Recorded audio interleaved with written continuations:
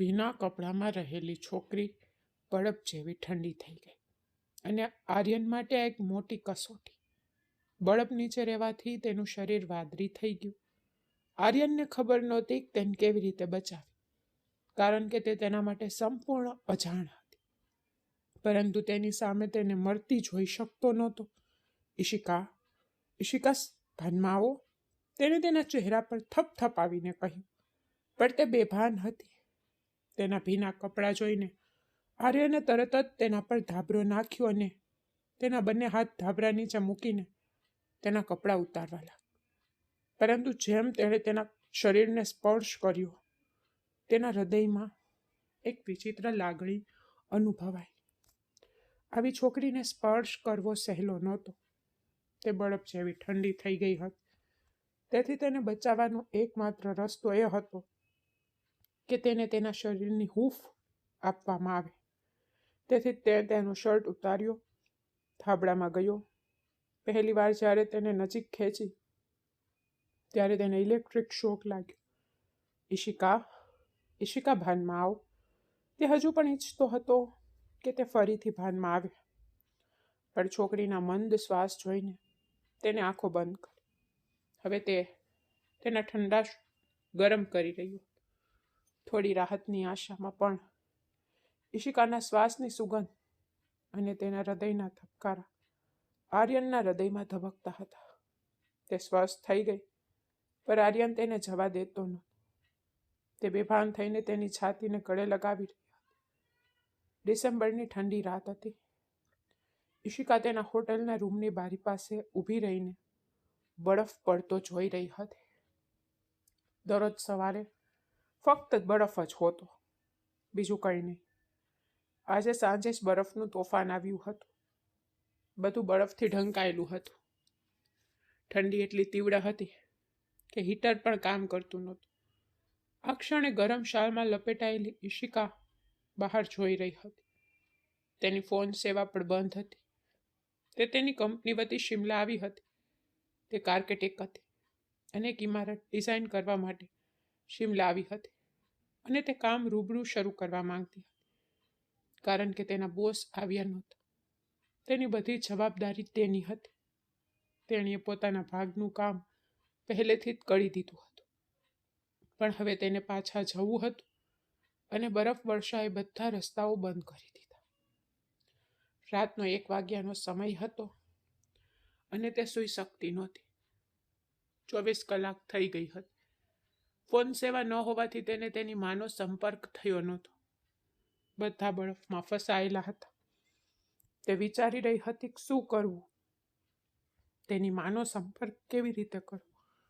તે જ સમયે તેના હોટલના રૂમનો દરવાજો ખટખટ્યો. તે મૂંઝવણમાં હતી કે રાત્રે 1 વાગ્યે તેના રૂમમાં કોણ હોઈ શકે. જ્યારે તેણીએ દરવાજો ખોલ્યો ત્યારે એક યુવાન હતો અને તેની સાથે એક નાનું બાળક પણ હતું, લગભગ 3 વર્ષનું. તે ઠંડીમાં ધ્રુજતું હતું. તે યુવાનના ખોળામાં હતું. તે માણસે કહ્યું, જુઓ મેડમ, બરફ વર્ષામાં ખરાબ રીતે ફસાઈ ગયો છું. મારી કારમાં બરફમાં ફસાઈ ગઈ છે. મેં ભાગ્યે જ મારો અને મારા બાળકનો જીવ બચાવ્યો છે. મને કોઈ હોટલમાં રૂમ મળી રહ્યો નથી અને આ હોટલમાં પણ કોઈ ખાલી રૂમ નથી. હું બહાર રાત વિતાવી શકું છું, પણ મારું બાળક આટલી ઠંડીમાં છે. આટલું કહીને તે ચૂપ થઈ ગયો. તેને આગળ કહ્યું, મને ફક્ત મારા બાળકની ચિંતા છે. કૃપા કરીને શું તમે તેને તમારા રૂમમાં રાખી શકો છો? મેં બીજા ઘણા લોકોને વિનંતી કરી છે, પણ કોઈ મને મદદ કરવા તૈયાર નથી. ઠંડીને કારણે બાળકનો રંગ વાદળી થઈ રહ્યો હતો. ઈશિકાએ તરત જ તેને ખોળામાં ઉપાડી લીધું. તેને કહ્યું, તેને મને આપી દો, હું તેને મારી સાથે સુવડાવીશ. આર્યને તેનો દીકરો ઈશિકાને સોંપ્યો. કૃપા કરીને દરવાજો બંધ ન કરતા. ફક્ત મારા દીકરાની ખબર કાઢવા આવતો રહીશ. તે ખૂબ નાનો છે અને હું તેની સાથે બરફમાં ભાગી રહ્યો છું. મને તેની ખૂબ ચિંતા છે. અમારી તમને વિનંતી છે. આટલું કહીને આર્યન ચાલ્યો ગયો. બાળક ઠંડીમાં ખૂબ જ ધ્રુજી રહ્યું હતું. તેના હોઠ વાદળી થઈ રહ્યા હતા. તે અડધો સૂઈ ગયો હતો. તીવ્ર ઠંડીને કારણે બાળકના ગાલ સંપૂર્ણપણે લાલ થઈ ગયા હતા. ઈશિકાએ ઝડપથી બાળકને ધાબળા નીચે મૂકી દીધું, પણ તે હજુ પણ ધ્રુજી રહ્યું હતું. ઈશિકાને ઠંડીથી કેવી રીતે બચાવવું તેની સમજ પડતી નહોતી. તેથી તે તેની સાથે સૂઈ ગઈ અને 3 વર્ષના બાળકને પોતાનામાં લપેટી લીધું. તેને ખબર નહોતી કે તેની માં ક્યાં છે. જ્યારે તે બરફ વર્ષાથી બધા રસ્તાઓ બ્લોક થઈ ગયા હતા. રસ્તાઓ પર ઘણા વાહનો અટકી ગયા હતા. ન તો તેઓ પાછા જઈ શકતા કે ન તો આગળ વધી શકતા. તેને ખબર નહોતી કે તે તેના બાળકને અહીં કેમ લાવ્યો હતો. બાળક હવે ઊંઘી ગયું હતું. ઈશિકાને વળગી રહ્યું હતું. તેને બાળકને પોતાની આસપાસ ચુસ્તપણે વીંટાળ્યું. થોડી વાર પછી બાળક સામાન્ય થઈ ગયું અને ગાઢ નિંદ્રામાં સરી પડ્યું. આર્યન ઠંડીમાં બહાર બેઠો હતો, હોટેલની બહાર બીજા ઘણા લોકો સાથે. તેને કોઈ ઓરડો મળ્યો નહોતો કે રાત વિતાવવા માટે કોઈ જગ્યા નહોતી. આર્યનને પોતાની ચિંતા નહોતી, પણ તે ચોક્કસપણે તેના 3 વર્ષના દીકરાની ચિંતા કરતો હતો. ભલે તેને એક છોકરીને સોંપી દીધો હતો, છતાં તે હજુ પણ અસ્વસ્થતા અનુભવતો હતો.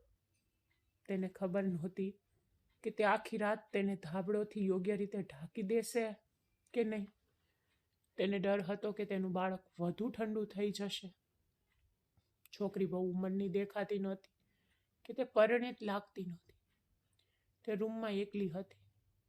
તેને ડર હતો કે તે તેના બાળક પ્રત્યે બેદરકાર રહેશે. તેનું જીવન તે બાળકમાં હતું. તેથી તેને 100 પ્રકારના ડર સતાવતા. જ્યારે તેને શાંતિ ન મળી ત્યારે તે સીડીઓ ચડીને પહેલા માળે ગયો, જ્યાં ઈશિકાનો રૂમ હતો. તેને દરવાજાનું હેન્ડલ ખૂબ જ ધીમેથી ફેરવ્યું. દરવાજો ખુલ્યો અને તે ધીમે ધીમે અંદર ગયો. તેને ઉપર જોયું તો દક્ષ ઈશિકાને ચુસ્તપણે વીંટળાયેલો હતો અને તે પણ તેને પકડી રહી હતી. ઈશિકાના ગુલાબી હોઠ દક્ષના કપાળ પર હતા. આર્યને દક્ષના હાથ જોયા કે તરત જ તેણે શરમથી પોતાની નજર નીચે કરી દીધી, કારણ કે દક્ષના હાથ ઈશિકાના ગળા પર હતા. કદાચ તે તેની માનો સ્પર્શ અનુભવવાનો પ્રયાસ કરી રહ્યો હતો, અથવા આ છોકરીને પોતાની સમજી રહ્યો હતો.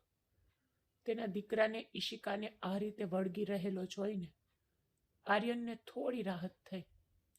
પણ તે જવા જતો હતો ત્યારે તેણે ઈશિકાના વાળ તેના ચહેરા પર વિખરાયેલા જોયા. તો તે અટકી ગયો. તે ગાઢ નિંદ્રામાં હતી, પરંતુ તેના વાળ સતત તેના વાળમાં ગૂંચવાઈ રહ્યા હતા. તેના હાથ દક્ષની કમર પર હતા. તેને નજીકથી પકડી રાખ્યો હતો. ઊંઘમાં તે તેના વાળને કારણે બેચેન હતી. આર્યને હાથ લંબાવ્યો અને કાળજીપૂર્વક તેના વાળ તેના ચહેરા પરથી દૂર કર્યા.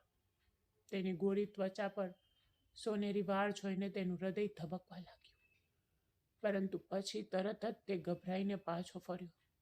દક્ષ તેને ચુસ્તપણે વળગી રહ્યો હતો, પણ જાણે તેને આરામ મળી રહ્યો હોય તેમ સૂઈ રહ્યો હતો. આર્યને તેના હાથનો પાછળનો ભાગ દક્ષના કપાળ પર મૂક્યો. બાળક તાવથી ભરી રહ્યું હતું. આ જોઈને આર્યનનો જીવ લગભગ લઈ લીધો. છોકરી બેધ્યાન સૂઈ રહી હતી. તે તેની માં નહોતી જે બાળકના અવાજથી જાગી જતી, પણ તે એક પિતા તો હતો. તે પોતાના દીકરાની પીડાથી પીડાતો હતો. તેને પોતાના દીકરાના ચહેરા પર હાથ મૂકવાનો પ્રયાસ કર્યો ત્યારે ઈશિકાએ દક્ષને વધુ નજીક ખેંચ્યો અને અચાનક આર્યનનો હાથ તેની છાતી પર અથડાયો. ઈશિકાની આંખો ખુલી ગઈ. ત્યાં સુધીમાં આર્યને તેનો હાથ પાછો ખેંચી લીધો હતો. ઈશિકા રૂમમાં આર્યનને જોઈને આશ્ચર્યચકિત થઈ ગઈ. તે બેઠી થઈ ગઈ. આર્યન ગભરાઈ ગયો. વિચારી રહ્યો હતો કે ઈશિકાને ખબર પણ નહીં પડે અને તેમના દીકરાને જોઈને ચાલ્યો જશે, પણ તે હવે પહેલેથી જ ઉઠી ગઈ હતી. ઈશિકાએ પૂછ્યું, તમે અહીં શું કરી રહ્યા છો? આર્યને જવાબ આપ્યો, ના, કંઈ નહીં. હું દક્ષને મળવા આવ્યો હતો. તેને તાવ છે. જ્યારે ઈશિકાએ દક્ષના કપાળ પર હાથ મૂક્યો ત્યારે તે ખૂબ જ ગરમ લાગ્યું. તેને કહ્યું, ચિંતા ના કરો, હું તેને દવા આપી દઈશ. આ સાંભળીને આર્યન રૂમમાંથી બહાર નીકળી ગયો. જ્યારે દક્ષ સવારે ઉઠ્યો ત્યારે તે પપ્પા પપ્પા બૂમ પાડી રહ્યો હતો. તેનો તાવ થોડો ઓછો થઈ ગયો હતો, પણ ઈશિકા સમજી શકતી નહોતી કે તેના પિતા ક્યાં ગયા છે. થોડી વાર પછી દરવાજો ખટખટ્યો. ઈશિકાએ દરવાજો ખોલ્યો તો તે આર્યન હતો. તેની પાસે ચાના કપ સાથે કેટલાક બિસ્કિટ અને નાસ્તો હતો. તેને કહ્યું, ખૂબ ખૂબ આભાર. તમે આખી રાત મારા દીકરાની સંભાળ રાખી અને પછી મને ખબર નથી કે તમે તેને દવા પણ આપી. આર્યને કહ્યું, આ લો, આ પી લો. અને હું આજે સવારે પણ 2 હોટેલમાં ગયો હતો, પણ મને રૂમ ન મળ્યો. ઈશિકાએ કહ્યું, જ્યાં સુધી તમને રૂમ ન મળે ત્યાં સુધી તમે આ રૂમમાં રહી શકો છો. આર્યને કહ્યું, ના, એ બહુ મોટો ઉપકાર છે કે તમે મારા દીકરાને રાખી રહ્યા છો, તમે તેની સંભાળ રાખી રહ્યા છો. હું થોડી વ્યવસ્થા કરીશ. પછી તેને પૂછ્યું, શું તમે એકલા આવ્યા છો? ઈશિકાએ સમજાવ્યું કે તે અહીં કામ કરે છે અને અહીં તેનું કામ પૂરું થઈ ગયું છે. બરફ વર્ષા ઓછી થતાં જ તે પાછી ચાલી જશે. પણ ઈશિકાએ આર્યનને પૂછ્યું, તમારી પત્ની ક્યાં છે અને તમે આટલા નાના દીકરા સાથે અહીં એકલા કેમ આવ્યા? અને પછી તમે અહીં આટલી ખરાબ રીતે ફસાઈ ગયા છો? આર્યને કહ્યું, તે જીવિત નથી, તેનું અવસાન થયું છે અને હું અહીં ખૂબ જ મહત્વપૂર્ણ કામ માટે આવ્યો હતો, પણ મને ખબર નહોતી કે હું આ રીતે ફસાઈ જઈશ. મારી કાર સંપૂર્ણપણે નાશ પામી છે. તે સંપૂર્ણપણે બરફમાં ફસાઈ ગઈ છે. ફક્ત મને જ ખબર છે કે મેં મારા દીકરાને કારમાંથી બહાર કાઢીને આ હોટેલમાં કેવી રીતે પહોંચાડ્યો. અહીં કોઈ પાણી આપવા પણ તૈયાર નથી. મેં ઘણા લોકોને વિનંતી કરી, ફક્ત તમે જ મારા દીકરાને બચાવ્યો. તમે ખૂબ જ સારા છો, ઈશિકા. ઈશિકાએ કોઈ જવાબ ન આપ્યો. તેને ફક્ત એટલું કહ્યું, તમારો દીકરો પણ ખરેખર ક્યુટ છે. દક્ષ હવે ઘણો સ્વસ્થ થઈ ગયો હતો. તે આર્યન તરફ જોઈ રહ્યો હતો અને પછી ઈશિકા તરફ. તે હજુ પણ આર્યનના ખોળામાં બેઠો હતો. ઈશિકાએ કહ્યું, મને ફક્ત મારી માની ચિંતા છે. તે ખૂબ જ ચિંતિત હશે, કારણ કે સિમલાની પરિસ્થિતિના સમાચાર પહેલેથી જ ફેલાઈ ગયા છે. આર્યને કહ્યું, હા, તે સાચું છે. ફોન સેવા પણ બંધ છે. મને પણ ખબર નથી કે તે ક્યારે પાછી આવશે. ભગવાન પરિસ્થિતિ સારી કરે જોથી હું અહીંથી બહાર નીકળી શકું. આર્યનને ખૂબ જ નબળાઈ લાગી. તે રાત્રે હોટેલની બહાર બેઠો હતો. બહાર બેન્ચ અને એક બગીચો હતો જે હાલમાં બરફથી ઢંકાયેલો હતો. તેને બેગ બેન્ચ પર મૂકી અને ઓશિકા તરીકે ઉપયોગ કરીને આરામ કરવાનો પ્રયાસ કર્યો. તે જ સમયે તેને ઈશિકાને બહાર આવતી જોઈ. તે તેના ફોન પર હેલો હેલો બોલી રહી હતી. મમ્મી, શું તમે મને સાંભળી શકો છો? તેણીએ વારંવાર ફોન કર્યો, તેના મોબાઈલ સિગ્નલ તપાસતા. કદાચ સિગ્નલ થોડો આવવા લાગ્યો હતો. તે દિશામાં ઝડપથી ચાલતી હતી જ્યાં સિગ્નલ આવી રહ્યો હતો. કદાચ દક્ષ સૂઈ રહ્યો હતો, તેથી જ તે બહાર આવી હતી. તેના ચહેરા પર ઊંડી ચિંતા હતી. મમ્મી, હું અહીં ઠીક છું. શું તમે મને સાંભળી શકો છો? તેણીએ પૂછ્યું. Hello hello. તેણીએ વારંવાર પ્રયાસ કર્યો. તે દિશામાં જવાનો પ્રયાસ કર્યો જ્યાં સિગ્નલ વધુ સારું હતું. તે સમયે હોટેલની બહાર કોઈ નહોતું, સિવાય કે આર્યન બેન્ચ પર સૂતો હતો. જ્યારે તે લગભગ 3-4 ડગલા ઝડપથી ચાલી ત્યારે જોરદાર પવન ફૂંકાવા લાગ્યો અને બરફનો એક મોટો ઢગલો અથવા કંઈક ઝાડની ટોચ પરથી પડ્યું જ્યાં ઈશિકા ઊભી હતી. નીચે કદાચ બરફનો એક મોટો ટુકડો અચાનક તૂટી પડ્યો. એક ક્ષણમાં ઈશિકા ખાડામાં પડી ગઈ. તેણીએ એક હૃદયદ્રાવ્ય ચીસ પાડી. આ જોઈને આર્યનને એવું લાગ્યું કે તેના પર વીજળી પડી ગઈ છે. તે ઈશિકા પાસે દોડી ગયો, પણ તે નીચે બરફના પાણીમાં ડૂબી ગઈ હતી. એવું લાગતું હતું કે તે અરીસાની અંદરથી ચીસો પાડી રહી હતી અને જોરદાર પ્રવાહ તેને દૂર લઈ જઈ રહ્યો હતો. પરંતુ પ્રવાહ તેને દૂર ધકેલી રહ્યો હતો. આર્યન ભયાવહ હતો, પરંતુ પછી તે આગળ દોડીને બરફનો એક મોટો ટુકડો તૂટી નાખ્યો. ઈશિકા તેની પાસે પહોંચતાની સાથે જ તેણે તેના કાંડાને જોરથી પકડી લીધો, પરંતુ તે બેભાન થઈ ગઈ હતી. ખૂબ જ મુશ્કેલીથી આર્યને તેના બંને હાથથી ઈશિકાને બહાર કાઢી અને તેને બરફ પર સુવડાવી, પણ તે સંપૂર્ણપણે વાદળી અને બેભાન થઈ ગઈ હતી. આર્યનનું હૃદય ડૂબી ગયું. તેણે તેના ગાલ પર થપથપાવવાનું શરૂ કર્યું. ઈશિકા, ઈશિકા, તમને શું થયું છે? પ્લીઝ ભાનમાં આવો. બરફ ઉપરથી જોરથી પડવા લાગ્યો હતો. તેને તરત જ ઈશિકાને તેના હાથમાં ઉપાડી અને હોટલમાં દોડી ગયો, પણ હોટલ સંપૂર્ણપણે ખાલી હતી.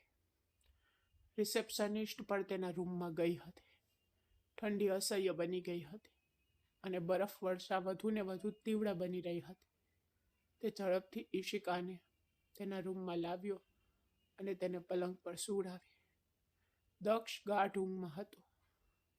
આર્યને તેના હાથ પોતાના હાથમાં લીધા અને જોરશોરથી ઘસવાનું શરૂ કર્યું, જેથી તેનું તાપમાન સામાન્ય થઈ જાય. તેને ખબર ન હતી કે મદદ માટે કોને બોલાવવું, શું કરવું, આ છોકરીને ક્યાં લઈ જવી. તે સંપૂર્ણપણે નિર્જીવ હતી. તેને તરત જ ફાયરપ્લેસ પર આગ પ્રગટાવવાનો પ્રયાસ કર્યો, પરંતુ બરફ એટલો ગાઢ હતો કે આગ પ્રગટાવી શકાતી નહોતી. તેણે ઈશિકાને ડબલ ધાબળાથી ઢાંકી દીધી, પરંતુ તેની કોઈ અસર થઈ રહી નહોતી. તેનો તેની સાથે કોઈ સંબંધ નહોતો, પરંતુ અત્યારે તે જીવન અને મૃત્યુ વચ્ચે ઊભી હતી. આર્યન તેના હાથ ઘસતો, તેના ચહેરા પર થપથપાવતો, પરંતુ તેના હોઠ વાદળી થઈ રહ્યા હતા. એવું લાગતું હતું કે તે બચી શકશે નહીં. તેને ખબર નહોતી શું કરવું. પહેલા તેણે તેની આંખો બંધ કરી અને ઈશિકાના ભીના કપડાં ઉતાર્યા. તેને તેની સામેની બેગમાંથી સૂકા કપડાં કાઢ્યા અને રજાઈ નીચેથી તેના કપડાં બદલ્યા. જે ક્ષણે તેને ઈશિકાને સ્પર્શ કર્યો, તે ક્ષણે તેને કંઈક થવા લાગ્યું. તે પોતે પરસેવાથી તરબોળ થઈ ગયો હતો, કારણ કે આ છોકરી તેને કોઈ જેવી લાગતી હતી. તે બેભાન અને બરફ જેવી ઠંડી હતી. તેને ઝડપથી તેને પોતાની સામેની ઇલેક્ટ્રિક કેટલીમાં પાણી ગરમ કર્યું અને તેને ચમચીથી પીવડાવવાનું શરૂ કર્યું. કદાચ આનાથી તેની હાલત સુધરી જશે, પરંતુ જ્યારે કંઈ કામ ન આવ્યું ત્યારે તેને પોતાનો કાઢીને બાજુ પર મૂક્યો અને ઈશિકાના તબડામાં ઘૂસી ગયો. તે ઈશિકાને ભેટી પડ્યો અને તેને તેના શરીરની હૂંફ આપવાનું શરૂ કર્યું. તે 15 મિનિટ સુધી તેના શરીરને ગરમ કરતો રહ્યો. એવું લાગતું હતું કે તે યોગ્ય રીતે શ્વાસ લઈ રહી છે અને કંઈક સામાન્ય થઈ રહી છે, પરંતુ તે હજુ પણ બેભાન હતી. પરંતુ તેને જોઈને આર્યન ચોક્કસપણે તેના હોશ ગુમાવી રહ્યો હતો. તેની નજીક તેને ખ્યાલ ન આવ્યો કે ક્યારે તેને બચાવવાનો પ્રયાસ કરીને તેને તેની સાથે બધી સીમાઓ ઓળંગી નાખી. તેનું હૃદય તેને જવા દેવા તૈયાર નહોતું અને તેનું મન સમયસર તેને રોકી શક્યું નહીં. તે આ છોકરી પ્રત્યે જુનૂની બની રહ્યો હતો. તે હજુ પણ બેભાન હતી, પરંતુ હવે તે યોગ્ય રીતે શ્વાસ લઈ રહી હતી. તે પણ હલતી હતી, પરંતુ તે બેભાન હતી. આર્યનની છાતીમાં તેના ધબકારા તેના જીવનનો સંકેત આપતા હતા. તેના ચહેરા પર પીડાના ચિહ્નો જોઈને તે અચાનક ભાનમાં આવ્યો અને તે તરત જ ઈશિકાથી દૂર થઈ ગયો અને પલંગ પરથી ઊભો થયો. તે હજુ પણ બેભાન હતી, પણ એવું લાગતું હતું કે તે જલ્દી ભાનમાં આવશે. પણ તેને બચાવવા માટે તેને શું કર્યું તેનો વિચાર જ ભયાનક હતો. તે રૂમ છોડીને ચાલ્યો ગયો. આખી રાત બરફ પડી રહ્યો હતો, પણ હવે તે બંધ થઈ ગયો હતો અને તે તેના કરેલા કામની ચિંતા કરતો હતો કે જો છોકરીને ખબર પડે તો તે શું કરશે. તે તેને કેવી રીતે જવાબ આપશે. જ્યારે કોઈએ તેને મદદ કરી નહોતી ત્યારે તેને તેના દીકરાની સંભાળ રાખી હતી. તેણે તેને આશ્રય આપ્યો હતો અને તેને તેની સાથે આ બધું કર્યું. તેટલો શરમજનક હતો કે તેને ખબર નહોતી કે ઈશિકાનો સામનો કેવી રીતે કરવો. તે લાંબા સમય સુધી બહાર ઊભો રહ્યો, સિગારેટ પીતો રહ્યો અને પોતાને કોસતો રહ્યો. આ નાજુક ક્ષણોમાં તેને પોતાને કાબૂમાં રાખવો જોઈતો હતો. દિવસ ઉગ્યો હતો. 4 દિવસ પછી શિમલાના રહેવાસીઓએ સૂર્યપ્રકાશ જોયો અને તેની સાથે સારા સમાચાર આવ્યા કે હવે બરફ વર્ષા નહીં થાય. રસ્તાઓ સાફ થઈ રહ્યા હતા. તે ઈચ્છતો હતો કે આ બધું 1 દિવસ પહેલા થયું હોત તો ઈશિકા સાથે તેને જે કર્યું હોત તે ન કર્યું હોત, પરંતુ બધું થઈ ગયું હતું. તે રૂમમાં જવાની હિંમત એકઠી કરી શક્યો નહીં. પણ તેને દક્ષ વિશે પણ વિચાર્યું. તેને વિચાર્યું કે તે ઈશિકા પાસે માફી માંગશે અને જો તે પરિણીત ન હોય તો તે તેની સાથે લગ્ન કરશે. જો તે તેને કંઈ ખરાબ કહેશે તો તે સાંભળશે. તે રૂમમાં પ્રવેશતાની સાથે જ ઈશિકા અને દક્ષ ઊભા થઈ ગયા હતા. ઈશિકા માથું ઊંચું કરીને બેઠી હતી. આર્યનને જોઈને ઈશિકાએ પૂછ્યું, હું અહીં કેવી રીતે પહોંચી? તેણીએ માથું પકડી રાખ્યું. હું કદાચ પડી ગઈ હતી. મેં તમને જોયા. તમે મને બચાવવાનો પ્રયાસ કરી રહ્યા હતા, તેણીએ કહ્યું. પછી આ કહીને તેણીએ માથું પકડવાનું શરૂ કર્યું. આર્યને રાહતનો અનુભવ થયો. તેને ખબર નહોતી કે તેને શું યાદ છે. ઈશિકાએ કહ્યું કે તેને કંઈ યાદ નથી. આર્યને તરત જ જવાબ આપ્યો, હા, તું બેહોશ થઈ ગઈ હતી, તેથી તને કંઈ યાદ નથી. તે જ ક્ષણે દક્ષ જાગી ગયો અને ઈશિકા તેની સાથે વાત કરવા લાગી.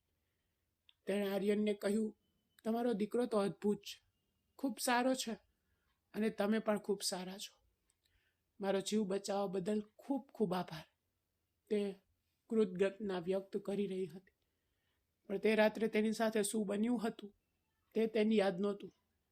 ઈશિકાએ કહ્યું, મને ખૂબ જ દુઃખ થઈ રહ્યું છે. આર્યને કહ્યું, હું તમને કંઈક કહેવા માંગુ છું. તે ઈશિકાને સત્ય કહેવા માટે હિંમત એકઠી કરવાનો પ્રયાસ કરી રહ્યો હતો. તે તેને ગમે તે સજા આપે તેનો ભોગ બનવાનો હતો, કારણ કે તે તેનો ગુનેગાર બની ગયો હતો. આર્યન કંઈક કહે તે પહેલા દરવાજો ખટખટ્યો. દરવાજો ખોલતાની સાથે જ ઓફિસના કેટલાક કર્મચારીઓ હતા. તેઓએ કહ્યું, ઈશિતા, રસ્તો સાફ છે, તું 15 મિનિટમાં સામાન પેક કરી લે, આપણે જઈશું. તે તરત જ ઊભી થઈ ગઈ. હિંમત ભેગી કરતો આર્યન ચૂપ થઈ ગયો. ઈશિકાએ કબાટમાંથી તેના કપડાં કાઢીને તેની બેગમાં મૂકવાનું શરૂ કર્યું. તેણીને ખ્યાલ પણ નહોતો કે તેના કપડાં બદલાઈ ગયા છે. હકીકતમાં તે પોતે સંપૂર્ણપણે બદલાઈ ગઈ હતી. તે હવે તે છોકરી રહી નહોતી. તેણીએ કહ્યું, ભગવાનનો આભાર, રસ્તો સાફ છે. આર્યને પૂછ્યું, તમે કયા શહેરથી આવ્યા છો? ઈશિકાએ જવાબ આપ્યો, હું અમદાવાદથી છું. હવે હું ઘરે જઈને મારી નોકરીને અલવિદા કહીશ. આર્યને પૂછ્યું, કેમ? ઈશિકાએ કહ્યું, કારણ કે મારા આવતા મહિને લગ્ન છે અને મારો મંગેતર આ બાબતે ખૂબ જ રૂઢિચુસ્ત છે. તે કહે છે કે તે મને લગ્ન પછી કામ કરવા દેશે નહીં. આ સાંભળીને આર્યન સતબત થઈ ગયો. તેણીએ તેને પોતાની કંપનીનું નામ કહ્યું. પછી તેણીએ કહ્યું, તમે અહીં હોય ત્યારે આ રૂમનો ઉપયોગ કરી શકો છો. હવે છોકરી ચાલી ગઈ હતી અને આર્યન વિચારતો હતો કે શું તેણે તેમની વચ્ચે બનેલી ઘટનાને સ્વપ્ન તરીકે ભૂલી જવું જોઈએ કે પછી તેને સત્ય કહેવું જોઈએ. ગમે તે હોય, તે દક્ષને તેની કારમાં લઈ ગયો. તેની કારમાંથી બરફ દૂર થઈ ગયો હતો. રસ્તાઓ મોટે ભાગે સાફ હતા, તેથી તે પણ ઘરે પાછો ગયો, પણ તેની બેચેની વધતી જતી હતી. આર્યન સમજી શકતો નહોતો કે તે શા માટે બેચેન હતો. ઈશિકાનો ચહેરો તેની આંખો સામે આવતો રહ્યો. તેને તેની સાથે વિતાવેલો સમય યાદ આવ્યો. તે તેના શ્વાસમાં તેના શ્વાસની સુગંધ અનુભવી શકતો હતો. તે તેના હૃદયના ધબકારા તેનામાં સાંભળી શકતો હતો. તે રાત્રે તે તેની નિકટતામાં ખોવાઈ ગયો. તે ભૂલી ગયો કે તે તેના માટે કોઈ નથી. તે તેના માટે અજાણી હતી. તેની હૂંફની શોધમાં તેણીએ તેનાથી શું છીનવી લીધું. હવે જ્યારે પણ તેને આવું લાગતું ત્યારે તે ચિંતાથી બેચેન થઈને બેસી જતો. તેના શ્વાસ ભારે થઈ જતા.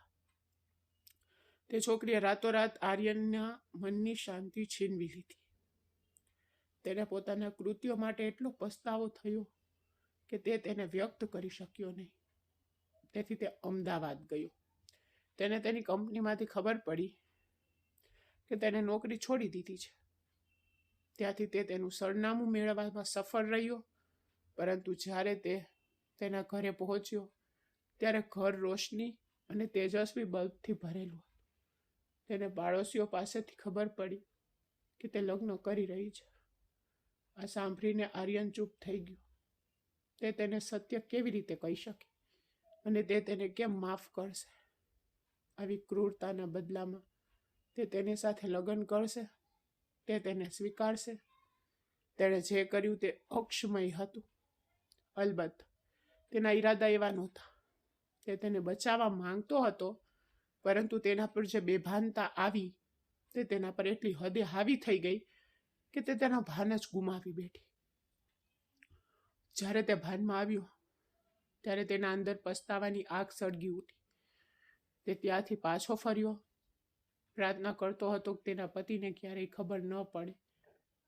તે પાછો ફર્યો અને તેના કામમાં વ્યસ્ત થઈ ગયો. સમય પસાર થયો. તે તેની કંપનીમાં કામ કરતો હતો. કોઈ પણ વસ્તુની કમી નહોતી. ઘરમાં બધું જ હતું. તેઓ એક નાના બંગલામાં રહેતા. તે તેની પત્નીને ખૂબ પ્રેમ કરતો, પરંતુ લગ્ન પછી જ્યારે દક્ષનો જન્મ થયો ત્યારે તેણે તેની પત્નીને ગુમાવી દીધી. તેને લાગ્યું કે તેનું જીવન અંધકારમાં ડૂબી ગયું છે. તે તેના પુત્રને ગળે લગાવીને ખૂબ રડ્યો. બધાએ તેને ફરીથી લગ્ન કરવાની સલાહ આપી, પરંતુ તે ઈચ્છતો નહોતો કે તેના પુત્રનો ઉછેર સોતેલી મા દ્વારા થાય. તેથી તેને ફરીથી લગ્ન વિશે વિચારવાનું છોડી દીધું. તેની માનું પણ 1 વર્ષ પહેલા અવસાન થઈ ગયું હતું. તેની માને પણ આશા હતી કે આર્યન ફરીથી સ્થાયી થશે, પણ એવું કંઈ બન્યું નહીં. જ્યારે આર્યન ઓફિસમાં હતો ત્યારે તે ક્યારેક દક્ષને પોતાની સાથે લઈ જતો.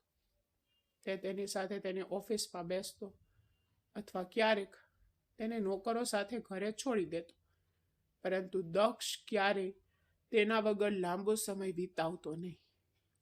જ્યારે તે ઘરે હતો ત્યારે આર્યન દક્ષને વારંવાર ફોન કરીને તેની ખબર પૂછતો. તે ઘણીવાર ઘરે ફોન કરીને પૂછતો, શું દક્ષ રડે છે? શું તે મને યાદ કરે છે?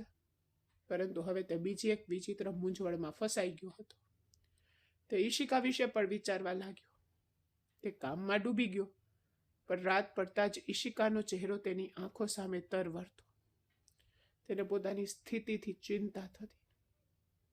તેને ખબર નહોતી કે તે તેને કેમ દેખાતી રહે છે. કદાચ તેને ઈશિકા સાથે પ્રેમ થઈ ગયો હતો, પણ એ એક અપ્રતિમ પ્રેમ હતો. ગમે તેમ 1 વર્ષ વીતી ગયું. તેને પોતાને કામમાં ડૂબાડી દીધો. દક્ષ હવે શાળાએ જવાનું શરૂ કરી દીધું.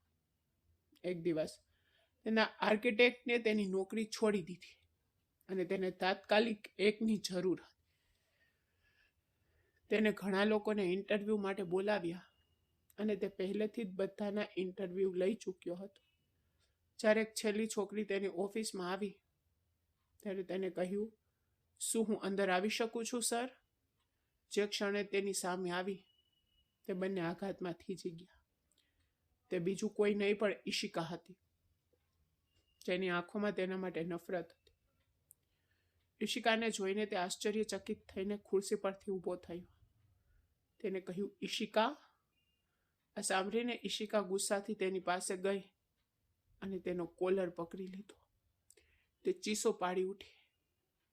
તમને શરમ નથી આવતી? તે મન બરબાદ કરી દીધી.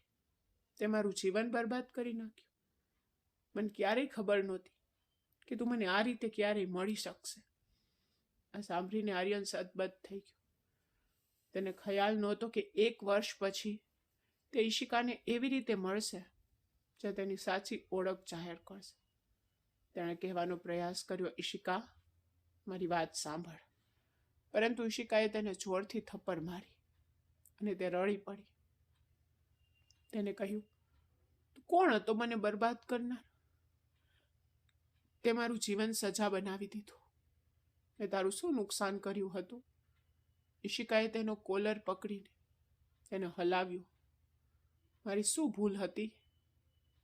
એ તમારા દીકરાને સહારો આપ્યો જ્યારે કોઈ તેને તેમના રૂમમાં સુવા દેવા તૈયાર નહોતું.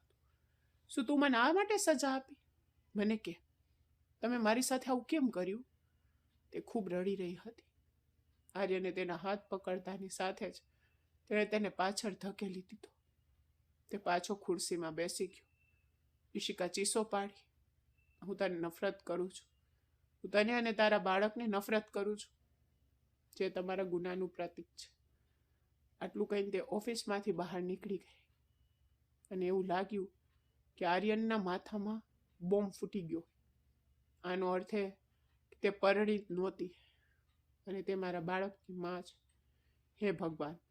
તે ઝડપથી ખુરશી પરથી ઊભો થયો, ઓફિસનો દરવાજો ખોલ્યો અને બહાર આવ્યો.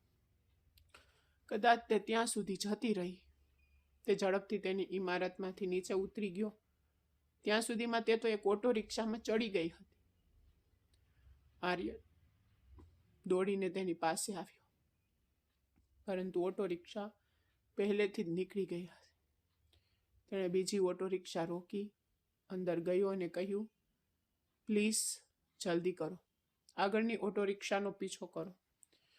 ઓટો રિક્ષા ચાલકે તેનો પીછો કરવાનું શરૂ કર્યું. ઓટો રિક્ષા એક એપાર્ટમેન્ટની સામે ઊભી રહી. ઈશિકા રડતી રડતી બહાર નીકળી, ભાડું ચૂકવ્યું અને અંદર ગઈ. આર્યન તેની પાછળ ગયો. તે બીજા માળે ઊભી રહી અને એક એપાર્ટમેન્ટમાં જવા લાગી. જ્યારે આર્યન ઝડપથી ચાલતો તેની પાસે ગયો ત્યારે તેણે કહ્યું, ઈશિકા, પ્લીઝ મારી વાત સાંભળો. તેણીએ જવાબ આપ્યો, હું કંઈ સાંભળવા નથી માંગતી. હું તારી પાસેથી કંઈ સાંભળવા નથી માંગતી. ઈશિકાએ ડોરબેલ વગાડી રહી હતી જ્યારે તેની માએ દરવાજો ખોલ્યો. ત્યારે તે ઈશિકા સાથે એક યુવાનને જોઈને આશ્ચર્યચકિત થઈ ગઈ. તેને પૂછ્યું, આ કોણ છે દીકરા? ઈશિકાએ કોઈ જવાબ ન આપ્યો અને અંદર ગઈ. આર્યને શબ્દો ગુમાવતા કહ્યું કે તે તેમની પુત્રીનો ગુનેગાર છે. તે કંઈ બોલે તે પહેલા ઈશિકા એક નાના બાળકને જે માન 2 મહિનાનું હતું લાવી અને તેને આર્યનના ખોળામાં મૂક્યું. તેણીએ કહ્યું, તારું પાપ સ્વીકાર, અહીંથી નીકળી જા. આ સાંભળીને તેની માનો ચહેરો બદલાઈ ગયો. ઈશિકા અંદર ચાલી ગઈ. બાળક તરફ જોતા આર્યને એક અલગ જ પ્રકારનો અનુભવ થયો. બાળક બિલકુલ આર્યન જેવું દેખાતું હતું. ઈશિકાની માએ આર્યન તરફ નફરતથી જોયું અને કહ્યું, મારી દીકરીએ તારી સાથે શું ખોટું કર્યું છે કે તે તેનું જીવન બરબાદ કરી દીધું છે? તને ખબર છે અમે કેટલી બદનામી સહન કરી છે? તને તો તારી ભૂલનો ખ્યાલ પણ નથી. આર્યને પૂછ્યું, શું હું અંદર આવીને વાત કરી શકું? તેની માએ કહ્યું, વાત કરવા માટે શું બાકી છે? તે મારી દીકરીનું જીવન તો બરબાદ કરી દીધું. તેનો સંબંધ તૂટી ગયો. તેની લગ્નની જાન પરત ફરી ગઈ. અમે બદનામીથી બચવા માટે શહેર છોડી દીધું. મારી દીકરી ઘરે ઘરે ભટકતી હતી. તે તારા ગુનાનો અંત લાવવા માંગતી હતી, પણ ડોક્ટરે ના પાડી. શું તને ખબર છે કે અમે શું સહન કર્યું છે? તેની માની આંખોમાં આંસુ આવી ગયા. આર્યને કહ્યું, જો તમને લાગે કે હું દોષી છું તો તમે મને જે પણ સજા આપો છો તે ભોગવવા તૈયાર છું. જો તમે મને મૃત્યુદંડની સજા આપો છો તો હું તેમાં સંમત છું. તેની આંખોમાં આંસુ ચમકી ગયા. ઈશિકાની માએ તેને અંદર આવવા દીધો અને તે સોફા પર બેઠો. આર્યને ધીમે ધીમે તેની માને બધું સમજાવ્યું કે જો તે તે રાત્રે તેની નજીક ન હોત તો ઈશિકા મરી ગઈ હોત. તેને મજબૂરીથી આ બધું કર્યું. તેને ઈશિકાનો જીવ બચાવવા માટે તે કર્યું. આ બધું સાંભળીને ઈશિકાની માં ચૂપ થઈ ગઈ. તેણે આગળ કહ્યું, લગ્નના થોડા દિવસ પહેલા ઈશિકાને અસ્વસ્થતા લાગવા લાગી. જ્યારે હું તેને ડૉક્ટર પાસે લઈ ગઈ ત્યારે તેમણે મને ઈશિકાનું માં બનવાનું કહ્યું. તો અમે બધા સદબદ થઈ ગયા. એ મારી દીકરીને ખૂબ માર માર્યો, પણ તે રડતી રહી, કહેતી રહી, મેં કંઈ કર્યું નથી, મારી સાથે આવું કંઈ થયું નથી, ડૉક્ટર ખોટું બોલી રહ્યા છે. મેં મારી દીકરીની ઘણી હોસ્પિટલોમાં તપાસ કરાવી, પણ પરિણામો એક જેવા જ. જ્યારે તેણીએ શપથ લીધા ત્યારે મેં તેના પર વિશ્વાસ કર્યો, પરંતુ તેની સાથે શું થયું હતું તેને કંઈ યાદ નહોતું, અને તમે તો તેના મગજમાં પણ નહોતા. લગ્નના આગલા દિવસે તેના મંગેતરે તેને હોસ્પિટલમાં જોઈ અને મહિલા ડૉક્ટરને પૂછ્યું કે તે શા માટે આવી છે. અમે બાળકનો ગર્ભપાત કરાવવા માંગતા હતા, પરંતુ ડૉક્ટરે ના પાડી. તે દરમિયાન તેના મંગેતરને પણ સત્ય ખબર પડી ગઈ. તેથી તે લગ્નની બારાત લાવવાની ના પાડી અને ચાલ્યો ગયો. પાડોશમાં અમને બદનામ કરવામાં આવ્યા. તેથી જ ઈશિકા તે શહેર છોડી ગઈ અને અમે અહીં આવ્યા. અમે આ બાળકનો ગર્ભપાત કરાવવા માંગતા હતા, પરંતુ કદાચ તે જન્મવાનું નક્કી હતું. પરંતુ જ્યારથી તેનો જન્મ થયો છે ત્યારથી ઈશિકાએ તેને સ્પર્શ કર્યો નથી. હું તેને એકલા ઉછેરી રહી છું. ત્યાં જે ઇન્ટરવ્યૂ માટે ગઈ હતી, કારણ કે અમે અમારી બધી બચત ખર્ચ કરી દીધી છે. બધું જ ખત્મ થઈ ગયું છે. હવે તું તાર બાળકને અહીંથી લઈ જા. આર્યને કહ્યું, હું ઈશિકા સાથે લગ્ન કરવા માંગુ છું. મારા કારણે તેનું જીવન આ વળાંક પર પહોંચ્યું તો હું તેને માન અને ખુશી આપીશ. આ સાંભળીને તેની માં થોડીવાર આર્યન સામે જોઈ રહી. પછી તેને કહ્યું, મેં જે કંઈ કર્યું તે મેં જાણી જોઈને કર્યું નથી. મેં ફક્ત ઈશિકાનો જીવ બચાવવા માટે કર્યું, અને મને ખબર નથી કે હું કેવી રીતે આટલો નીચે પડી ગયો. પ્લીઝ ઈશિકાને મારી સાથે લગ્ન કરવા માટે રાજી કરો. હું તેને સંપૂર્ણ માન આપીશ. હું તેને એક પણ દુઃખ નહીં થવા દઉં. તેણીએ જે કંઈ સહન કર્યું છે હું તેની ભરપાઈ કરવા તૈયાર છું. તેની માએ કહ્યું, હું ઈશિકા સાથે વાત કરીશ. પણ ઈશિકા કદાચ અંદરથી સાંભળી રહી હતી. તેણીએ દરવાજો ખોલ્યો અને બહાર આવી અને કહ્યું, મને આ માણસના ચહેરાથી પણ નફરત છે. તેની ખોટી વાર્તાઓ મને અસર કરશે નહીં. હું તેની સાથે લગ્ન કરવા કરતાં મરવાનું પસંદ કરીશ. તેને કહો કે તે તેનું બાળક લઈને ચાલ્યો છે. પણ આર્યન ઈશિકાની સામે ઊભો રહ્યો અને કહ્યું, હું બધી સજા ભોગવવા તૈયાર છું, પણ ભગવાન માટે પોતાને સજા ન આપ. હું તારો આદર કરવા તૈયાર છું. પ્લીઝ મારી સાથે લગ્ન કરવાનો ઇનકાર ન કર. પણ તેણીએ દરવાજો બંધ કરી દીધો. તે ડોરબેલ વગાડતો રહ્યો, કહેતો રહ્યો, હું ફરીથી આવીશ, અને જ્યાં સુધી તું નહીં માને ત્યાં સુધી હું આવતો રહીશ.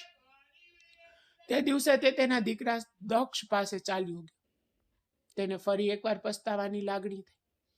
તેને ખબર નહોતી કે તેના કારણે કોઈ છોકરીનું જીવન બરબાદ થઈ જશે. તે ક્યારેય આ ઈચ્છતો નહોતો, પણ તે જાણતો નહોતો કે આ બધું કેવી રીતે થયું. દક્ષે પૂછ્યું, પપ્પા તે કોણ છે? આર્યને કહ્યું, તમારો ભાઈ. બીજા દિવસે જ્યારે તે ઈશિકાના ઘરે ગયો ત્યારે ઈશિકાની માએ દરવાજો ખોલ્યો અને કહ્યું, મને ઘણી મુશ્કેલી પડી છે, પણ મેં મારી દીકરીને તારી સાથે લગ્ન કરવા માટે મનાવી લીધી છે.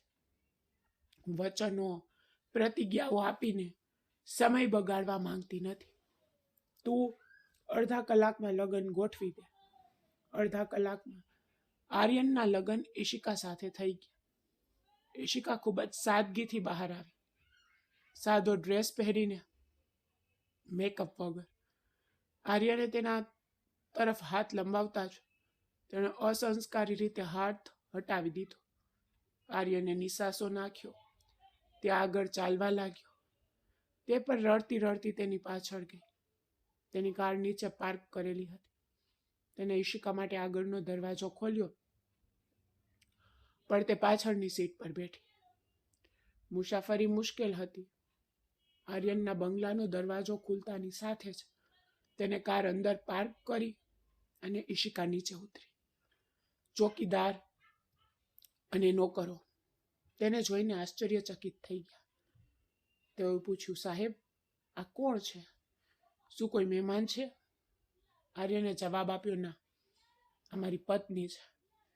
નોકરોએ આશ્ચર્યથી ઈશિકા અને આર્યન તરફ જોયું. તેઓ લાઉન્જમાં પ્રવેશતા જ એક નોકરાણી બાળકને પકડીને તેને ખવડાવી રહી હતી. દક્ષ તેના રમકડાથી રમી રહ્યો હતો. તેના પિતાને જોઈને તેણે તેને ગળે લગાવ્યા અને પપ્પા કહીને બોલાવ્યા. આર્યને દક્ષને ગળે લગાવ્યો અને તેને ઉપાડ્યો. દક્ષે પૂછ્યું, પપ્પા, આ કોણ છે? આર્યને જવાબ આપ્યો, તે તમારી માં છે. તે ખૂબ જ ખુશ હતો. તેને કહ્યું, વાહ, મારી માં પણ આવી ગઈ છે. અમારું કુટુંબ પૂર્ણ થઈ ગયું છે. પણ ઈશિકાએ દક્ષ તરફ અણગમા સાથે જોયું.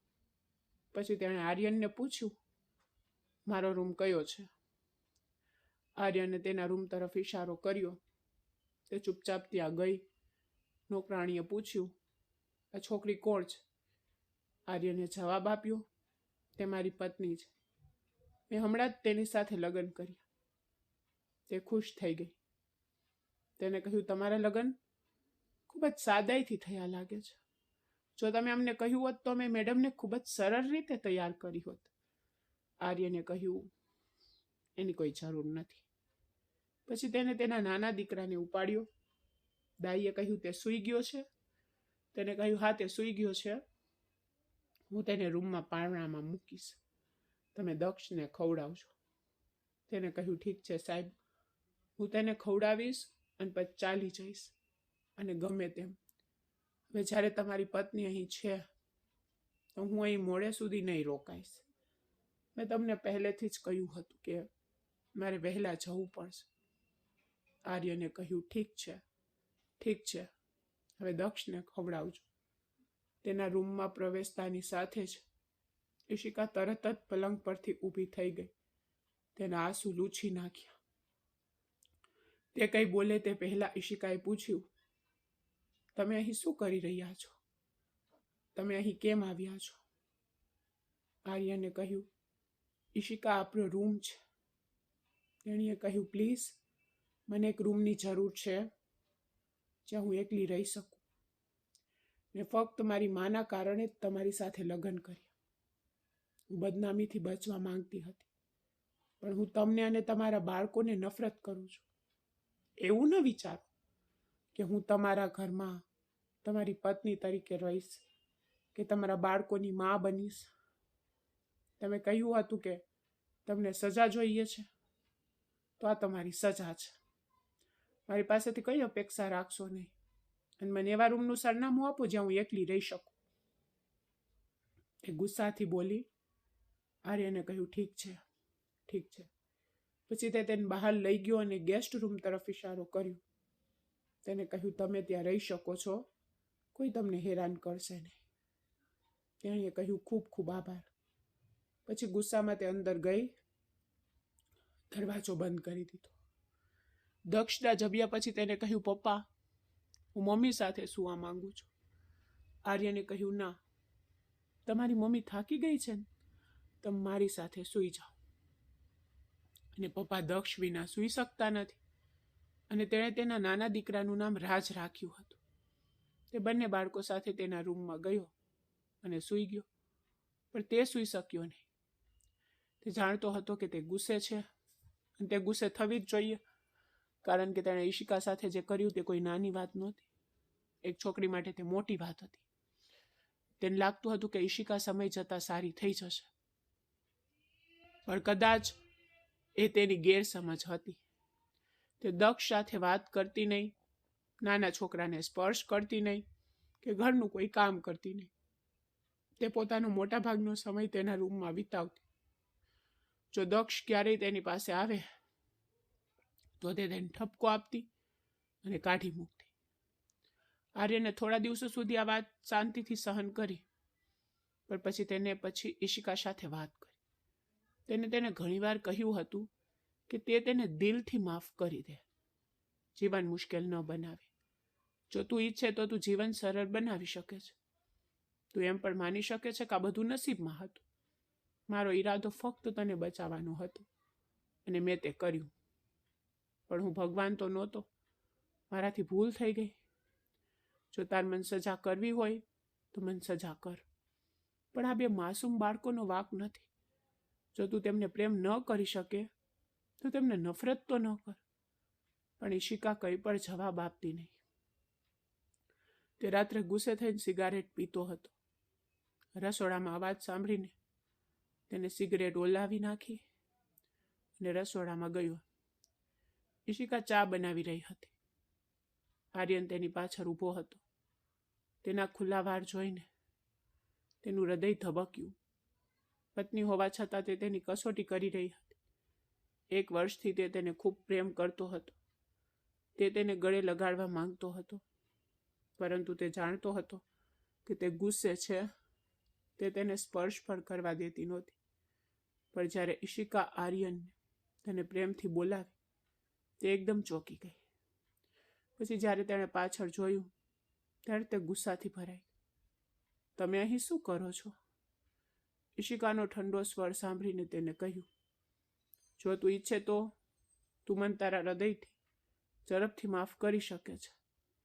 તેણે ફરીથી વિનંતી કરી, પણ મને માફ ન કર. તેણીએ ચા કપમાં રેડી દીધી.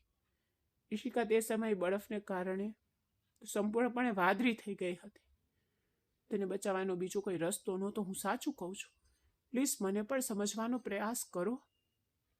ઈશિકાએ જવાબ આપ્યો, તમે મને જે રીતે બચાવી તેના કરતાં તમે મને મરવા દેત ને તો સારું હતું. અહીંથી ચાલ્યા જાઓ. આર્યનને સામે ઊભા રહીને કહ્યું કે જો મેં તને અજાણતા દુઃખ પહોંચાડ્યું હોય તો મેં તે નુકસાન ભરપાઈ કરી દીધું છે. મેં તને સમાજમાં ઘરે ઘરે ભટકવા માટે નથી છોડી. તું મારી કસોટી કેમ કરી રહી છે? તેને લાચારીથી કહ્યું, તમે મારા પર કોઈ ઉપકાર નથી કર્યો.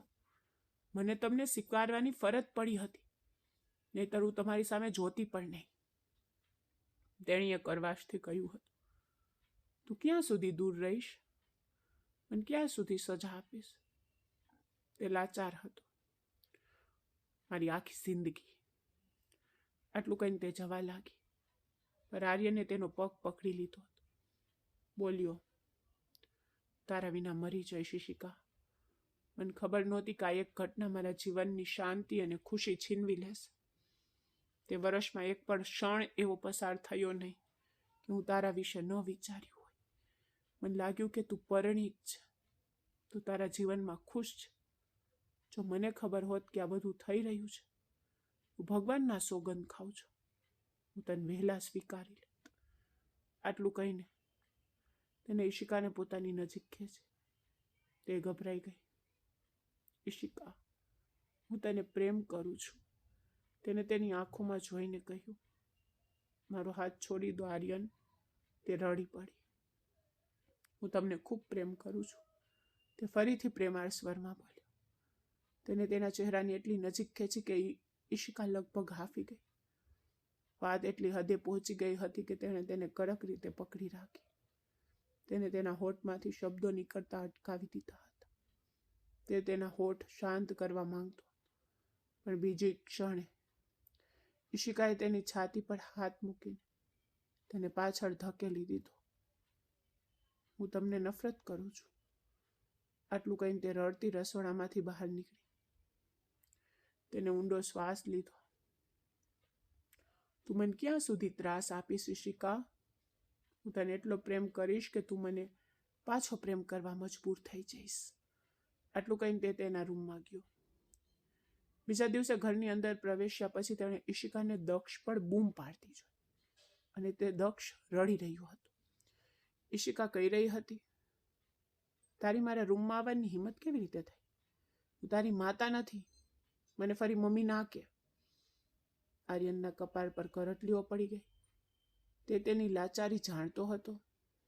તેને ક્યારેય તેના દીકરા પર અવાજ ઉઠાવ્યો નહોતો, પણ ફક્ત તે જ જાણતો હતો કે ઈશિકાનું આ વર્તન તે કેવી રીતે સહન કરી રહ્યો છે.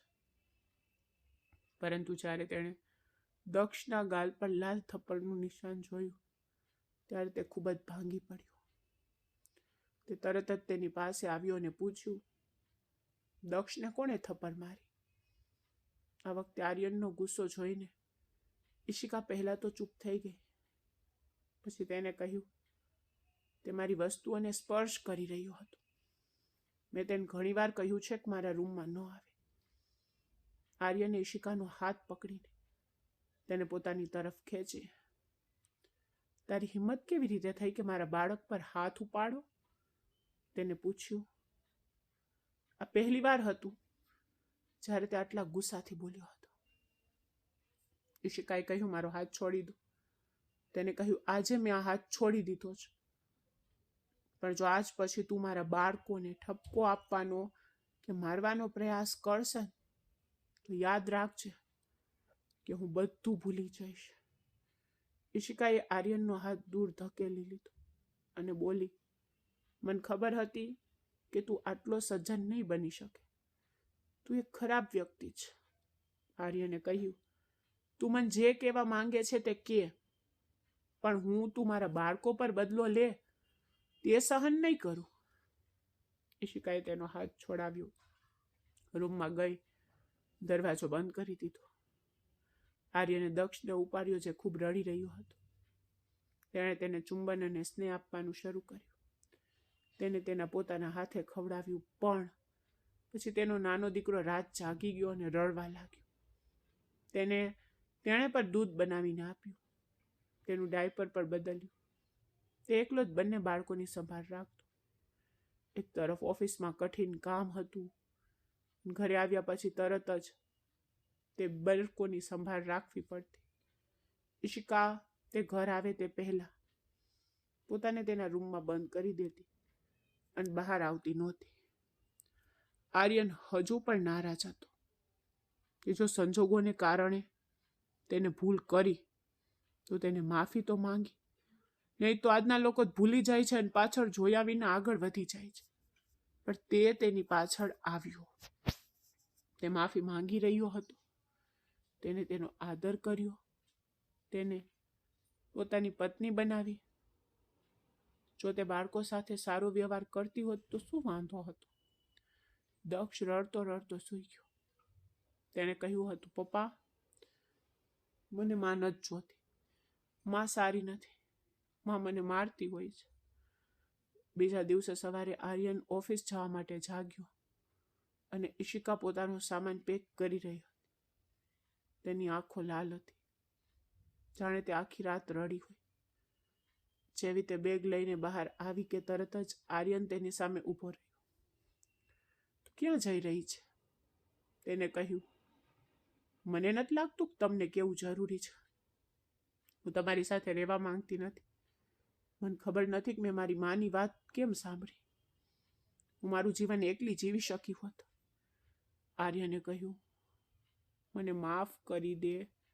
તેને કહ્યું, આ શું છે જે તમે કરી રહ્યા છો? પહેલા કોઈનું જીવન બરબાદ કરી નાખો, પછી ફક્ત માફી માંગતા રહો. તેને કહ્યું, મેં તને ઇજ્જત આપી છે. જો મેં ભૂલ કરી હોય તો મેં તેના માટે માફી માંગી લીધી છે. તું મારી પત્ની છે. તું મારી પત્ની છે. સમાજમાં મારી પત્નીનો દરજ્જો હોવાથી તું જ્યાં ઈચ્છે ત્યાં જઈશ. તને માન સન્માન મળશે. ઈશિકા, મેં તને મારા કારણે જે કંઈ છીનવાઈ ગયું હતું તે બધું પાછું આપ્યું છે. કોઈ તારી તરફ આંગળી ચીંધી શકશે નહીં. અને હું શપથ લઉં છું કે જો કોઈ એવું કરવાનો પ્રયાસ પણ કરશે તો આર્યન તને વચન આપે છે, તે તેની આંગળી તોડી નાખશે. પણ તું આ ઘર ક્યારેય છોડીશ નહીં. પણ ઈશિકા થોડી આગળ વધી ગઈ હતી. બેગ તેના હાથમાં હતી. ગુસ્સામાં આર્યને તેનું કાંડું પકડી લીધું. તેને તેના હાથમાંથી બેગ છીનવી લીધી અને તેને પોતાના રૂમમાં ખેંચી ગયો. અંદર જતા તેને દરવાજો બંધ કરી દીધો. મને બળજબરીથી કામ લેવા દબાણ ન કર, ઈશિકાને કહ્યું. ઈશિકાએ કહ્યું, મારો હાથ છોડી દો. હું તમને નફરત કરું છું. તેને કહ્યું, પણ હું તને પ્રેમ કરું છું. મેં તને ગયા વર્ષ પર ખૂબ પ્રેમ કર્યો છે ને હું તને હજુ પણ પ્રેમ કરવા માંગુ છું. જો તું નહીં માને તો હું તને દબાણ કરીશ. આટલું કહીને તે ચૂપ થઈ ગયો. ઈશિકાએ ગુસ્સાથી તેની તરફ જોયું. અને તું શું કરી શકે છે? તું ફક્ત એક એવો માણસ છે જે પોતાની વાસનાનો સંતોષ છે. તે પણ તે રાત્રે મારી સાથે આવું જ કંઈક કર્યું હશે. ઈશિકા રડવા લાગી. આર્યને કહ્યું, હું તને વારંવાર સમજાવીશ નહીં. હવે તું જે છે ને તે સમજી શકે છે, પણ તું મારું ઘર છોડી નહીં જાય. સમજી ગઈ? તેને તેનો હાથ છોડતા કહ્યું. ઈશિકા સીધી તેના રૂમમાં ગઈ. આર્યન તેની ઓફિસમાં ગયો, પણ જ્યારે તે પાછો ફર્યો ત્યારે તેણે જોયું કે તે દક્ષ સાથે બેઠી હતી. તેને બ્લોક્સથી ઇમારત કેવી રીતે બનાવવી તે શીખવી રહી હતી. આર્યન આશ્ચર્યચકિત થઈ ગયો. આર્યનને જોઈને દક્ષ તરત જ ઊભો થઈ ગયો. જુઓ પપ્પા, મમ્મીએ મારી સાથે મિત્રતા કરી લીધી છે. જુઓ મેં કેટલું સુંદર મકાન બનાવ્યું. તેના ચહેરા પર એક આછું સ્મિત દેખાયું, પણ ઈશિકાનું કપાળ કરક રહ્યું. તેણે કદાચ તેની તરફ જોયું પણ નહીં. હા, તેને દક્ષ પર ચોક્કસ ક્રશ થઈ ગયો હતો. તે નોકરાણીની ગેરહાજરીમાં પણ રાજની સંભાળ રાખતી હતી, કારણ કે નોકરાણી રજા પર હતી. પણ તે રાત્રે સૂઈ શકતી નહોતી. તેનું હૃદય આર્યનને માફ કરવા માટે તડપતું હતું. તેની નજીક રહેવા માટે તડપતું હતું. એકવાર આર્યન બાળકો અને ઈશિકા માટે ઘણી બધી ખરીદી કરીને આવ્યો. ત્યાં દક્ષના કપડાં, રમકડા, રાજના કપડાં બધું હતું. દક્ષ ખૂબ ખુશ થઈને જોતો રહ્યો. તેને કહ્યું, પપ્પા, તમે મમ્મી માટે કંઈ લાવ્યા નથી? આર્યને કહ્યું, એવું હોય કે હું તમારી મમ્મી માટે કંઈ ન લાવ્યો હોય? તેને બધી શોપિંગ બેગ લિવિંગ રૂમના સોફા પર મૂકી દીધી. તે ફક્ત એક બેગ તેના રૂમમાં લઈ ગયો, કબાટમાં મૂકી દીધી. ઈશિકાએ શાંતિથી તેના કપડાં ઉપાડ્યા અને તેના રૂમમાં મૂક્યા. દક્ષે પણ ઈશિકાના હાથથી રાત્રિ ભોજન ખાધું. પછી આર્યન પાસે આવ્યું સૂવા માટે. બંને બાળકો સૂઈ ગયા હતા. પછી આર્યન કબાટમાંથી શોપિંગ બેગ લઈને ઈશિકાના રૂમમાં આવ્યો. દરવાજો બંધ નહોતો. આર્યન ક્યારેય રાત્રે ઈશિકાના રૂમમાં ગયો નહોતો, તેથી તેને ચિંતા નહોતી. તે હમણાં જ બાથ હાઉસમાંથી બહાર આવી હતી અને તેના ભીના વાળ ઓળતી હતી. તે હંમેશા સૂતા પહેલા સ્નાન કરતી હતી. જ્યારે દરવાજો ખુલ્યો ત્યારે તે આર્યનને જોઈને ચોંકી ગઈ, જે શોર્ટ્સ પહેરેલો હતો. તમે અહીં કેમ આવ્યા છો? જ્યારે આર્યને દરવાજો બંધ કરીને લોક કર્યો ત્યારે ઈશિકાએ આ કહ્યું હતું. ઈશિકા ખૂબ જ દુઃખી થઈ ગઈ. તેનો ચહેરો ફીકો પડી ગયો. પ્લીઝ પ્લીઝ મારા રૂમમાંથી નીકળી જાઓ. તે થોડા ડગલા પાછળ હટી ગઈ. આર્યને કહ્યું, હું મારા પોતાના રૂમમાં છું. આ મારો પણ રૂમ છે. તેને કહ્યું, તો પછી આ ઘરમાં મારું કોઈ નથી? તેણીએ ગુસ્સાથી પોતાનો ચહેરો ફેરવી લીધો. આર્યને કહ્યું, બધું તમારું જ છે. આ રૂમ અને તમારી સામે ઊભેલો માણસ ઈશિકા, હું પણ તમારો છું. હવે આટલું હઠીલું બનવાનું બંધ કરો. ચા ને આ પેર. તેણે ઈશિકાને શોપિંગ બેગ આપી. ઈશિકાને ખબર નહોતી કે અંદર શું છે, પણ તેની નજર ઘણું બધું કહી રહી હતી. તેને કહ્યું, હું કંઈ પહેરીશ નહીં ને પ્લીઝ ચાલ્યા જાઓ. આર્યને જવાબ આપ્યો, ના, હું આજે જવાનું નથી. મેં 1 વર્ષથી સહન કર્યું છે, પણ હવે મને શાંતિ જોઈએ છે. ઈશિકા, પ્લીઝ મારી સજા બંધ કરો. જાવ અને આ પહેરી લો. જો તું ઈચ્છે તો હું તારી સામે ઘૂંટણીએ પડીને માફી માંગુ. પ્લીઝ મને માફ કરી દે. તેને હાથ જોડીને વિનંતી કરવાનું શરૂ કર્યું. જો તું ઈચ્છે તો હું તારા પગ પણ પકડીશ. આટલું કહીને તે તેના પગ પાસે ઘૂંટણીએ બેઠો કે તરત જ તે ચોંકી ગઈ. આ તમે શું કરી રહ્યા છો? પ્લીઝ આ બધું ના કરો. આર્યને હસતા હસતા કહ્યું, હું મારી પત્નીને સમજાવી રહ્યો છું, જેના વિના હું સૂઈ શકતો નથી. ચાલ તું તારા કપડાં બદલી રહી છે કે હું તેને બદલી નાખું? આ સાંભળીને તે ડરી ગઈ. ના, હું જાતે જ કરીશ. આટલું કહીને તે વોશરૂમમાં ગઈ. તેમાં કાળા રંગની નાઇટી હતી. ઈશિકાએ તેને બહાર કાઢી. તેણીએ તે પહેરી, પણ હવે તે ખૂબ જ ગભરાઈ ગઈ હતી. આર્યન થોડી ક્ષણો માટે પ્રેમથી તેની તરફ જોયું. આજે તેના હૃદયમાં કોઈ મૂંઝવણ નહોતી, કારણ કે તે પહેલેથી જ તેની ભૂલની ભરપાઈ કરી ચૂક્યો હતો. તેથી તેની લાગણીઓને કાબૂમાં રાખવાનો કોઈ પ્રશ્ન નહોતો. તેને ઈશિકાને પોતાના હાથમાં લીધી અને તે ચોક્કસપણે તેનામાં ફસાઈ ગઈ. જ્યારે આર્યને તેને ઉપાડી અને પલંગ પર સૂડાવી, ત્યારે તે ફક્ત આર્યન જ કહી શકી, મેં સાંભળ્યું છે કે સાચો પ્રેમ ક્યારેક કોઈને કોઈ સ્વરૂપમાં મળી જાય છે. મને ખુશી છે કે મને તારામાં મારો પ્રેમ મળ્યો છે. તેને ઈશિકાને સંપૂર્ણપણે પોતાની બનાવી લીધી. તેને શ્વાસમાં ઈશિકાના શ્વાસની સુગંધ અનુભવીને તેને બધો કાબુ ગુમાવી દીધો. તેને તેના પર પોતાનો બધો વરસાવવાનું ચાલુ રાખ્યું. ઈશિકાનો હળવો પ્રતિકાર ઝડપથી શમી ગયો. તે રાતની સવાર સુંદર હતી. ઈશિકાનો શરમાર ચહેરો વધુ સુંદર દેખાતો હતો. તે તેની બાજુમાંથી નીકળી શકે તે પહેલા તેને પોતાનામાં લપેટી લીધી. હવે નહીં ઈશિકા, પ્લીઝ આર્યન, મને ઊંઘ આવી રહી છે. તમે મને આખી રાત પરેશાન કરી છે. તેને ફરિયાદ ભરી. એ તો જૂઠું હતું. તું મધ્યરાત્રિ પછી સૂઈ ગઈ હતી. મારી તો હજુ પણ ઈચ્છા હતી. તે જાણી જોઈને તેને ચીડવી રહ્યો હતો. તે આરામદાયક બની રહ્યો હતો, જેથી તેની વચ્ચે કોઈ દિવાલ ન રહે.